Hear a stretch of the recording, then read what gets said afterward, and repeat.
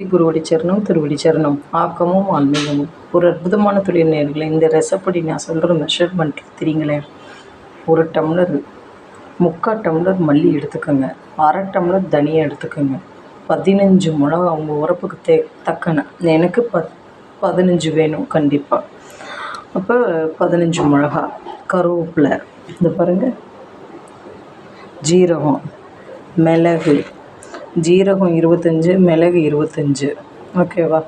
அதுலேயே நான் காஞ்ச கருவேப்பிலை இருந்தாலும் சரி, ஃப்ரெஷ்ஷாக இருந்தாலும் சரி போட்டுருவேன். 1 ஸ்பூன் மஞ்சப்பொடியும் போட்டுருவேன். போட்டு மிக்சியில் வறுக்கெல்லாம் வேண்டாம், அப்படியே நறுன்னு திரிச்சிடணும்.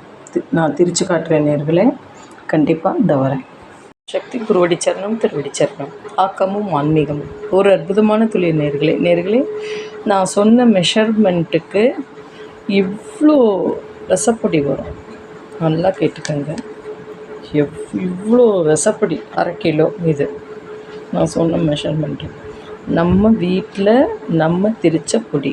கிட்டத்தட்ட நீங்கள் நான் கரெக்டாக இதை எனக்கு கெஸ்ட்டெல்லாம் வருவாங்க, 1 மந்த்து யூஸ் பண்ணுவேன். இது போதும்.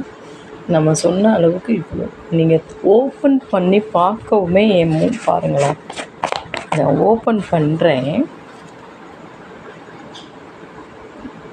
இப்போயே அட் அ டைம் பாருங்கள். இப்போயே அட் அ டைம் ரசம் வச்சு சாப்பிட்லாமான்னு தோணும். நல்லா கமகமன்னு இருக்கும். கண்டிப்பாக நீங்களும் செஞ்சு பாருங்கள் நேர்களே. கண்டிப்பாக சூப்பராக இருக்கும். கமகமன்னு எனக்கு கமெண்ட்ஸில் சொல்லுவீங்க. நான் சொன்ன மெஷர்மெண்ட்டுக்கு நரன்னு திரிச்சு காமிச்சிருக்கேன். செமையாக இப்போ நல்லா ஒரு இவ்வளோண்டு நெல்லிக்காய் சைஸில் புளியை கரைச்சின்ட்டு இது 1.5 ஸ்பூன் போட்டு நல்லா அதாவது புளியை கொதிக்க விட்டுட்டு, தக்காளி புளியை கொதிக்க விட்டுட்டு இந்த 1.5 ஸ்பூன் போட்டுருங்க. சிம்மில் வச்சுருங்க. உப்பு பெருங்காயம் போட்டுருங்க. போட்டுட்டு நல்லா பருப்பு தண்ணி விட்டிங்கன்னா கமகமன்னு ஒரு ரசம். 5 நிமிஷத்தில் இந்த பக்கம் பருப்பு வைக்கிறீங்க, அந்த பக்கம் ரசத்தை கொதிக்க விட்றீங்க. அப்புறம் பருப்பு தண்ணி விடுறீங்க. கடுகு, ஜீரகம், கருவேப்பிலை தாளித்து கொட்டுறீங்க. செமையான ரசம். செஞ்சு பாருங்கள்.